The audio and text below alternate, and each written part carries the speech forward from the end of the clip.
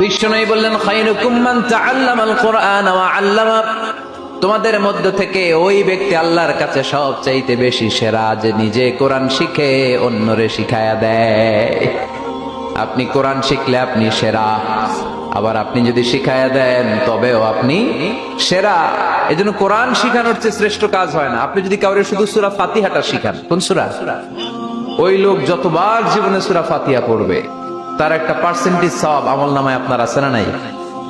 আবার ওই লোক যদি কাউরে এই সূরা ফাতিহাটা শিখায়, আবার যারে শিখালে এ যদি আবার আরেকজনরে শিখায়, এভাবে যত জনকে শিখাবে প্রত্যেকের সওয়াব থেকে একটা পার্সেন্টেজ সওয়াব আপনার আমলনামায় দিয়ে দিবে কে? এজন্য কোরআন শিখবো, শিখাবো, শিখবো, শিখাবো। যারা কোরআন জানি না, কোরআন জেনে মরবো। No excuse will be granted that day. সেদিন কোনো অজুহাত আল্লাহ গ্রহণ করবে না। সব পারো, কোরআন পারো না কেন? সবই তো